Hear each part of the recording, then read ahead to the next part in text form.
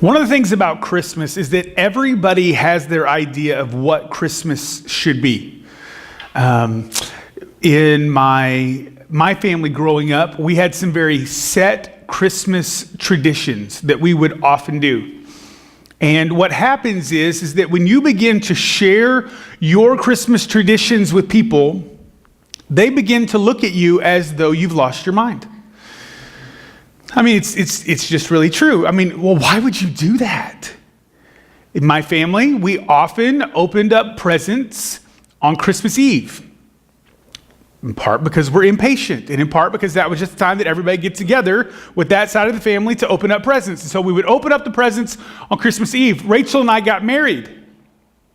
And she looked at me like I was just a blooming idiot, which is true some of the time. I get that. But in this particular instance, it's because in her mind, Christmas presents are not Christmas Eve presents.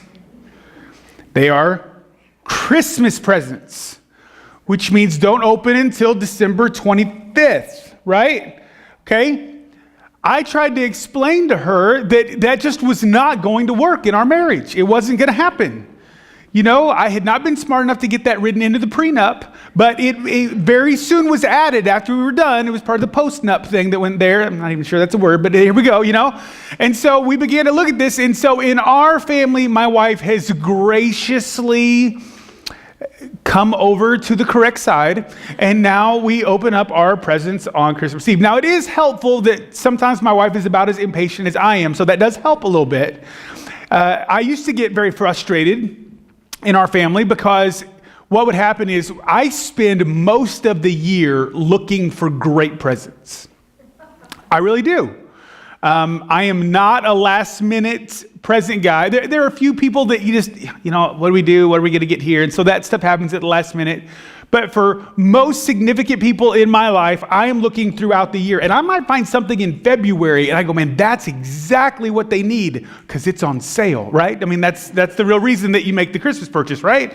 And so I will find it then, and I will get it, and I can sit on a present forever. I mean, it's not like I have to give it to them or anything. I mean, I can just sit. In fact, I have sometimes sat on presents for 3 years, forgetting where I had put it to give to them, to be able to do that.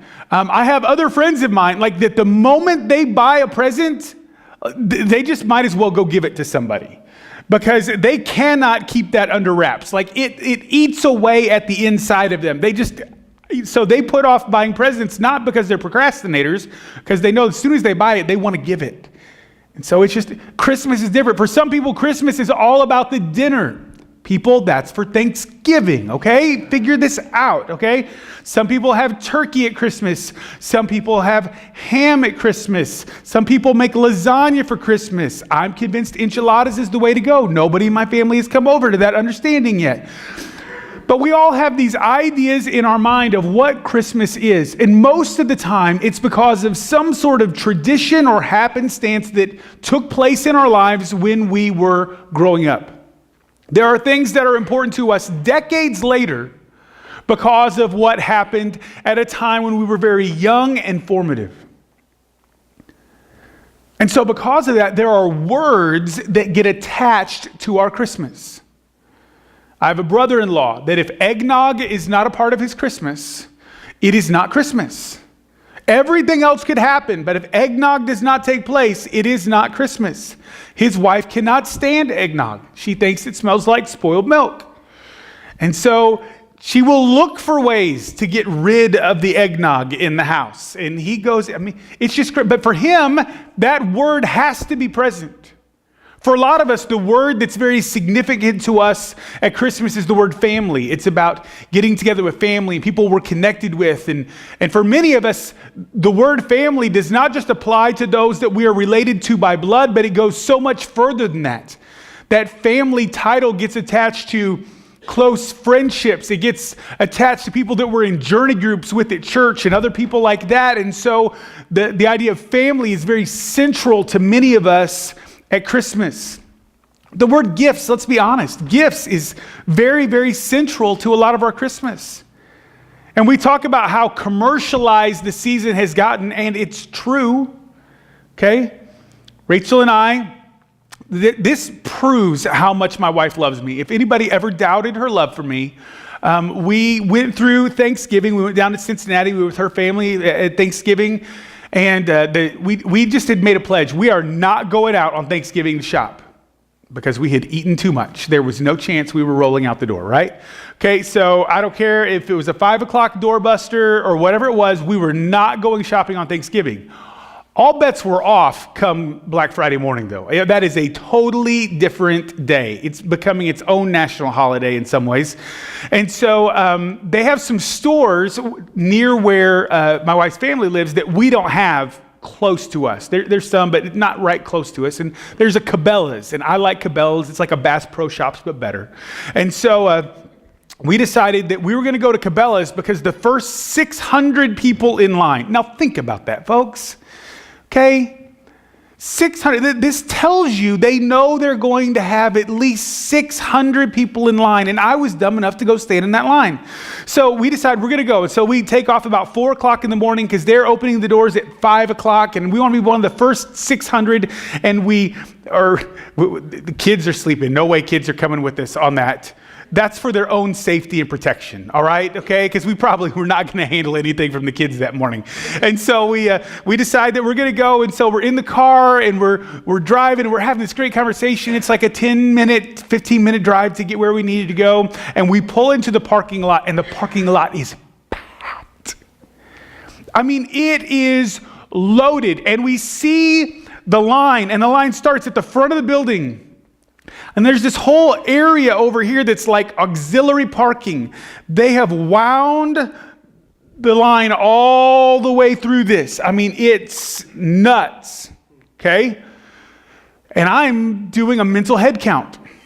I was never real good with the jelly beans in the jar, but I'm really good at counting people. It comes from being in ministry. There's at least 150 of us here today, right? Okay, so I'm really, really good at counting people. And so I'm looking at this line, and I'm like, there may already be 600 people in this line. And so I kick Rachel out the door to try to hold us a spot while I try to find a place to park.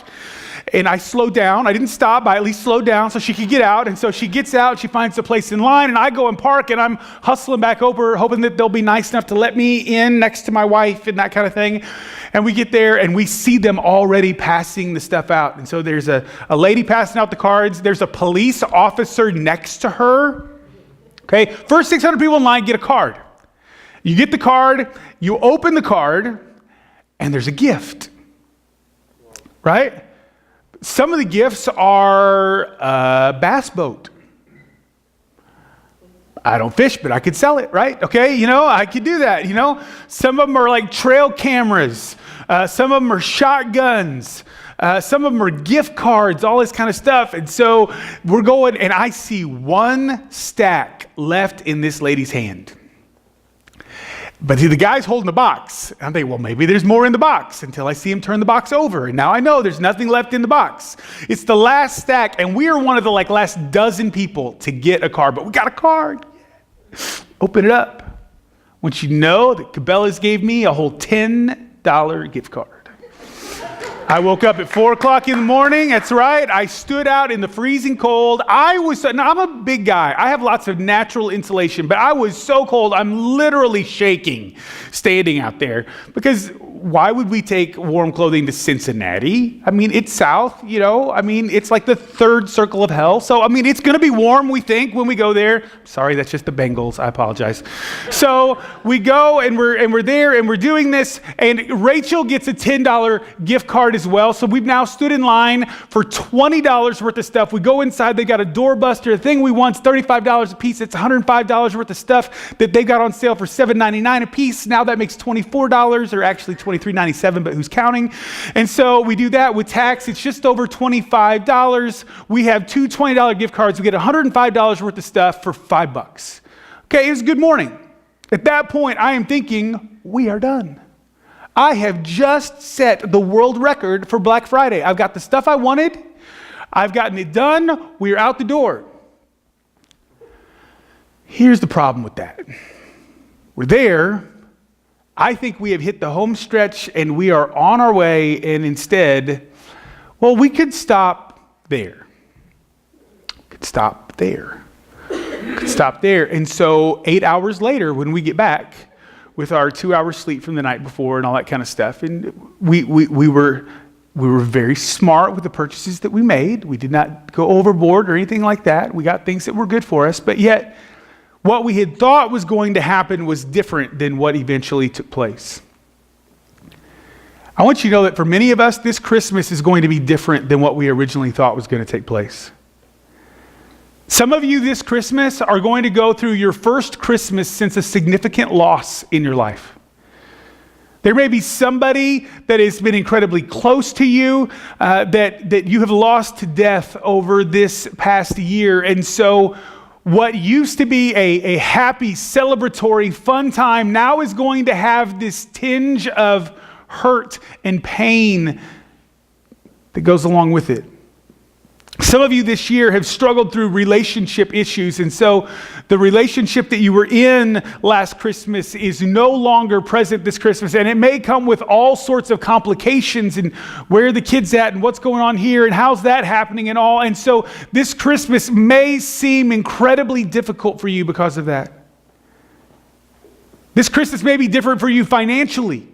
And I get that. I mean, we live in this world that says you go out on Black Friday and you buy all the gifts for everybody because that's what it takes to be happy. And so you want to give your kids and other people that you love all of these things. And yet, because of what's gone on for whatever reason, there's not enough money to do what you'd love to be able to do.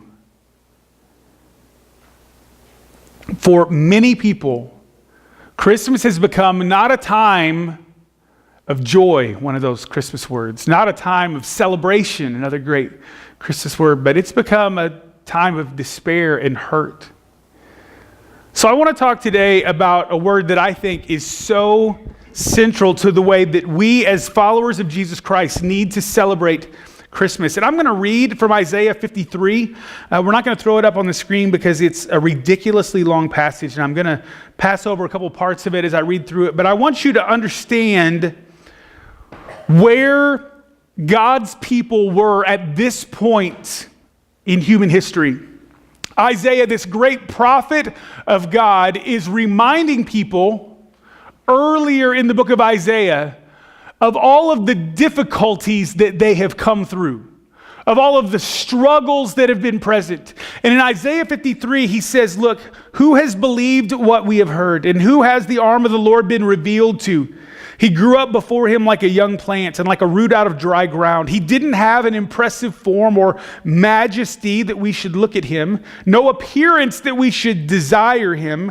He was despised and rejected by men, a man of suffering who knew what sickness was. He was like someone people turned away from. He was despised and we didn't value him. Yet he himself bore our sicknesses and he carried our pains. But we in turn regarded him stricken, struck down by God and afflicted. But he was pierced because of our transgressions, crushed because of our iniquities. Punishment for our peace was on him, and we are healed by his wounds. Now here in this passage, we need to understand that Isaiah is speaking hundreds of years before Jesus would come. This is Isaiah hearing from God and talking about what is going to take place in the future. And he tells us some things about Jesus that we have not figured out in our modern day culture. First thing that he does is he gives us a physical description of Jesus. You may say, well, no, he doesn't. I mean, it doesn't say what color hair he had or anything. Well, he's in the Middle East. We have a really good chance of knowing what color hair he had, okay? But this is what he does tell us about Jesus.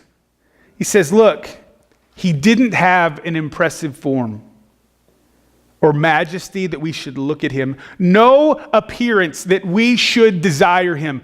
How is it that every single picture that I see of Jesus anywhere looks like he's a Big Ten quarterback? I mean, seriously, he looks like 6'4", 230, right? You know, he got ripped muscles all over the place, got the chiseled jaw, the whole 9 yards. I mean, he looks like the guy you want to hang out with. Isaiah tells us here that's not what Jesus was. There was nothing about him physically that would have drawn you to him. Okay? He never would have been labeled in one of the magazines as the most beautiful person in the world. Never would have been the man of the year, anything like that. There's nothing about him physically that drew him to you. In fact, he was despised and rejected by men. A man of suffering who knew what sickness was. He understood what it means to be hurt and infirm and down and all of those things. He was like someone that people turned away from. He was despised and we didn't value him. Yet, John, Phil and I this morning, we were talking about language that gets used. You know, some of the hymns that we had growing up used what we would call King James language, these and thous and therefores and wherewiths and all that kind of stuff. Well, yet isn't a word that we always use the correct way. Most of the time, well, I'm not there yet. Okay, but yet in this situation is a word that is so key because it's where everything begins to turn. Yet, even though this is who he was, even though this is who he was going to be, as Isaiah is talking about it, yet he himself bore our sicknesses and he carried our pains, but we in turn regarded him stricken, struck down by God and afflicted. He goes on, says he was oppressed and afflicted, yet he did not open his mouth. Like a lamb led to the slaughter, like a sheep silent before her shearers, he did not open his mouth. He was taken away because of oppression and judgment, and who considered his fate? He was cut off from the land of the living. He was struck because of my people's rebellion. They made his grave with the wicked and with a rich man at his death. Although he had done no violence and had not spoken deceitfully, yet the Lord was pleased to crush him severely. Now, why is this what Isaiah is prophesying about the future? Why is this what the people need to be reminded of, who this great Messiah is that was to come? Because we all have these preconceived ideas. We all have these ideas of what something is supposed to be. My Christmas needs crescent rolls. It does. Okay, you can love Hawaiian rolls all year long. That's fine. But Christmas is for crescent rolls. The buttery flaky one's not the generic brand, right? Okay, the good stuff. It's a preconceived notion that I have. And so there are times in my life, and it seems so simple, it seems so stupid sometimes, but sometimes we will let little things like that affect the way that we experience and appreciate something. You know, everything was really great, but we didn't have crescent rolls this year. It sounds really bad, except for the fact that I've actually said that. How dumb is that? Right? I mean, how idiotic is that for me to say that? There are people all over the world that aren't going to have anything to eat on Christmas, and I'm going to complain about what kind of bread we're eating? And here are these people that have been oppressed, and they have gone through horrific things before the time of Isaiah. And Isaiah comes and he says, look, I need you to understand who this person is going to be. He's not going to be the Big Ten quarterback. He's not going to be the movie star. He's not going to be the action hero. He's not going to be the soldier. He's not going to be the politician. He's not going to be any of those things. Now, quick side note, okay? Here's really great news about that. That means that we don't have to look for any of those kinds of people to fix stuff. In the climate we live in, that makes me kind of happy. I don't have to look for a politician to fix stuff. I don't have to look for a movie star to fix stuff. I don't have to look for a sports figure to fix stuff because they're pretty messed up. But Isaiah tells this guy that's coming is not going to be one of them. He's going to be somebody that, in fact, nobody would single out as special. But yet in the midst of that, he chooses to pay the debt for us. He chooses to take our iniquity. That's a word that means everything that is wrong with us. He takes it on himself and bears that burden so that we don't have to. There was a time, in fact, we read about it in Isaiah 8, when God's people were under such bondage. They were under the rule of other people. And so in Isaiah 9, what happens is Isaiah begins to share with people, this is what's taking place. This is what God is going to do. And he uses words that fit much better in a Christmas card than what I read in Isaiah 53. Nevertheless, the gloom of the distressed land will not be like that of the former times when he humbled the land of Zebulun and the land of Naphtali. But in the future, he will bring honor to the way of the sea, to the land east of the Jordan, and to Galilee of the nations. So he says, look, it's not going to be like when we have gone through this difficulty. It's not going to be like when we were oppressed. It's not going to be like when we were hurt. This is what it's going to be. Verse 2, the people walking in darkness have seen a great light. A light has dawned on those living in the land of darkness. You have enlarged the nation and increased its joy. The people have rejoiced before you as they rejoice at harvest time and as they rejoice when dividing spoils. For you have shattered their oppressive yoke and the rod on their shoulders, the staff of their oppressor, just as you did in the day of Midian. For the trampling boot of battle and the bloody garments of war will be burned as fuel for the fire. For a child will be born for us. I want you to understand that word.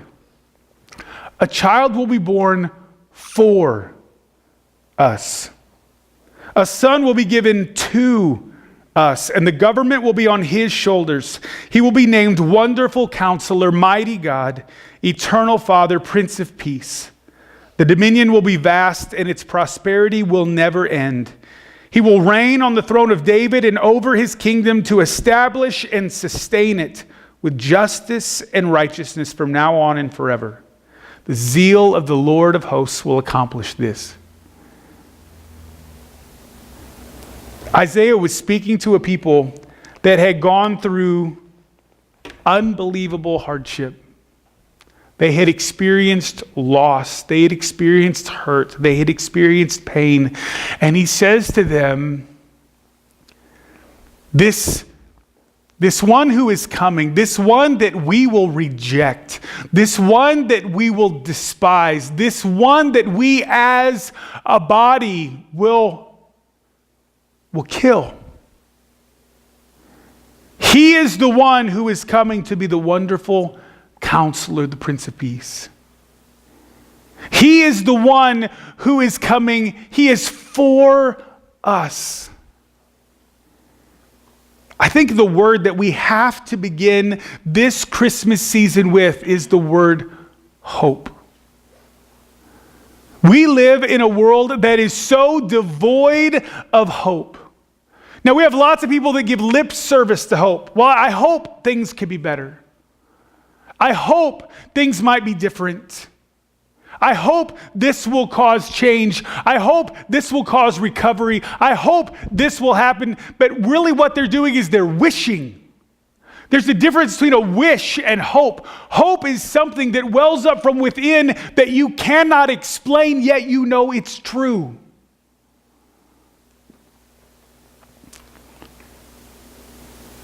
A lot of you know that the last several weeks, our family's been walking through some stuff and wading through some stuff. And I'm telling you, without the hope of Christ, there's no way that could have happened. But what's interesting to me is that at every turn, there are new challenges to face. And as we were walking through some stuff, we made a decision that we were going to change where we live, the house where we live. Our lease had come up and that kind of thing, and we wanted to be closer to where the kids' schools were and that kind of stuff. And so we literally are 5 doors from the high school now, and so the kids can get there easily, and it's been a great situation. And we made that choice knowing financially what it was going to mean to us and all that kind of good stuff. And we had done that because Rachel at her work, they had been talking about this idea of downsizing and doing some things, and we really thought there was a chance they were going to do away with the department and stuff like that. And so we were trying to wait and hold off and all, and they actually let the manager and her department go, but they called all the other employees together. They said, look, we just want you to know your jobs are safe. Your jobs are okay. You don't have to worry about it. It's going to be all right. We need to do this in order to help make budget numbers work and that kind of stuff, but you guys are going to be okay, and we're going to move forward. And then on Thursday, about 10 minutes before she was supposed to leave work, they called Rachel into HR and said, look, we made a mistake. We need to make more cuts than what we thought. And so this is your last day. On the Thursday before Christmas bonuses come out on Tuesday. Convenient. And so the initial rush and the initial reaction, of course, Rachel was so hurt, and she was struggling with that because this is a job that she's given a significant amount of time to because of the nature of what we've done in ministry over the last several years, being in one place for kind of 4 or 5 years at a time. This really was the longest that she'd ever been in any one position. She cares about the people there. She's got great relationships with people, not just in her department, but in other places and all that kind of stuff. And it's like, oh my goodness, how could this have happened? And what's this going to mean? And how are we going to do Christmas? And how are we going to make rent? And how are we going to do all these different kinds of stuff? And it's like, oh my goodness. So we sat together and we talked that night and we said, look, I don't know how it's going to be okay. It's going to be okay. See, it would be easy to go to, well, I wish things had been different. I wish it hadn't happened. I wish this could have taken place. I wish. But wishing is not what Christmas is about. Christmas is about hope. And hope is what springs up within us and says, I have hope that tomorrow is going to be okay. I have hope that Jesus is going to walk through this situation with me. I have hope that ultimately He is in control and there is a plan for our life as a family. There is a plan for your life individually. There is a plan for your family. There is a plan for our church. And Jesus brings hope. Because He was willing to be despised. He was willing to be rejected. He was willing to bear our sin so that we could know that hope. So this Christmas, as we go out, the question is not what gifts can I buy people? The question is not how beautiful can I decorate my home? The question is not whether it's going to be crescent rolls or Hawaiian rolls, because we know the answer already. The question is, how are we going to bring hope to people's lives? That doesn't mean how am I going to fix stuff for them, because we can't fix stuff. It means how am I going to point them to the one who brings hope? I got the opportunity yesterday to come and watch just a little bit of the Charlie Brown rehearsal. We picked up some of the stuff. You notice we don't normally have a large doghouse on the platform. Afterwards, I'm wondering if I can borrow it and keep it in the backyard just for when I make dumb decisions. I don't know, but it's kind of roomy in there. It works. There's a large opening in the back, but we don't normally have that. I saw this today, and I immediately went to 2 different shows, which may date you. Pee-wee's Playhouse and Blue's Clues both had the big mailbox that you could open up there, depending on which generation you're from there. And so I saw this stuff, and I thought, you know what? As we're talking about hope, what a great reminder of why we chose to do a Charlie Brown Christmas. We didn't choose to do a Charlie Brown Christmas because we just thought it would be fun for people to give up hours and hours every week to come rehearse, and hours to come worry about costumes and decorations and all this other kind of stuff. And Steve he was just looking for something to fill up tons of his time to direct it. That's not why we chose to do it. We didn't do it so that people would look at us and go, man, that was the greatest production ever. Because it won't be. It's going to be awesome, but we don't have professional actors acting. We don't have, that's not what we've got. Why is it that we chose to do this? Because that story in Charlie Brown Christmas talks about how our world wants to make Christmas about everything except what it was intended to be about. And Linus walks out and stands center stage, and he begins to talk about the fact that this tiny baby is born. There's this little moment that I love in the animated feature where, as Linus is talking about what's going to happen, when he's reciting this passage from Luke, and he shares what's going on. Linus, this one who is constantly clutching his blanket. Linus, the one who is constantly fearful. Linus, the one who is so worried all the time, gets to this point, fear not. And he drops his blanket. Why? Because there is hope in Jesus. Can I just share with you today that if you're here today and you do not know what it means to have a personal relationship with Jesus Christ, can I just tell you, I would love the opportunity to share with you after our service today what that means. We're not going to take a ton of time today to walk through what that means as a group, but can I tell you, if you're interested at all in knowing the hope that comes at Christmas, that hope is found in Jesus. It's not found in a religion. It's not found in a set of rituals. It's not found in traditions. It is found in Jesus. If you're here today and you have gotten so caught up in all the things that have to be done and all the stuff that's sitting here and all the things that has to be done there, and you have begun to get so overwhelmed with it, can I remind you that we find hope in Jesus? If you're hurting today because of loss, because of brokenness, because of whatever, can I just share with you that the word of Christmas, the word that overarches the entire story of Christmas, is hope. And you can find that in Him today. God, thank you so much for giving us the opportunity to be in this place today. God, just to be reminded that we can find hope in you.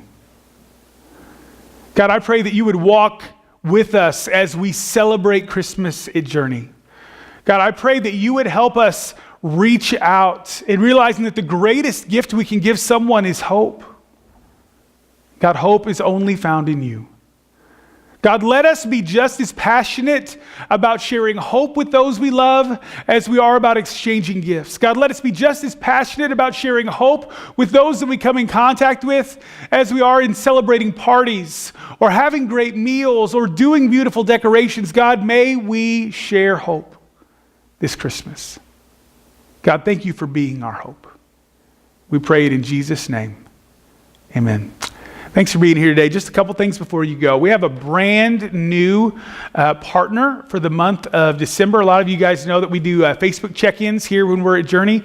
All you have to do is pop on Facebook on your phone. There'll be a little check-in thing on your status. You can click on it, and we have local places and pick Journey Church, and you can check in. When you do that, every time that we check in, we partner together with a nonprofit. It's a way just for us to reach out and do things for others. So it's not about doing something for us. It's about doing something for somebody else. This month, in keeping with the theme of giving gifts at Christmas and that kind of thing, it's going to be providing books. We're going to put some videos up on Facebook for you to be able to see about that this month. It's kind of new and different. We've been doing meals for people other places and helping with some flood recovery victims and other things over the last several months. This one's just kind of a fun way to give to others at Christmas. So I hope before you leave today, you'll pull out your phone and you'll check in. If you're looking for a fun way to do that, and also promo Charlie Brown Christmas, we have a big cutout of Charlie Brown out in the foyer. Go get your picture taken next to Charlie Brown, post it and check in, say, hey, come to my church with me. Come check out December 16th, 17th at 7 p.m., December 18th at 6 p.m. Did you get that? Did you hear that? Good. So that you can bring somebody with you and have a great time at Charlie Brown. Make sure you're checking out your worship folder. Lots of other announcements and stuff that are going on there. And we would love for you to be a part of what we're doing here at Journey. This is the first Sunday of the month. And so because of that, we have First Sunday Feast today. It's something we do the first Sunday of every month. We just have a meal after service as a way for us to connect. It's also a way for us to add to what we're doing as we renovate this building that we've purchased this year. And so if you're able to, we'd love for you just to stick around. It's just a donation kind of thing. If you didn't bring anything today to be able to make a donation, that's okay. You just stay and eat with us. If you've got other plans, you need to go other places, that's fine as well. But we would love for you to stick around and have the opportunity to eat a meal with us. As soon as everything's done here, we'll begin moving chairs and setting up tables and all that kind of thing. Today we have great food from Aurelio's. We got mostaccioli and fettuccine alfredo and salad and dessert and all that kind of good stuff. So I hope that you'll have the opportunity to stick around and enjoy the meal with us today as well. All right? Have a great day. Can't wait to see you back here at Journey. Thanks.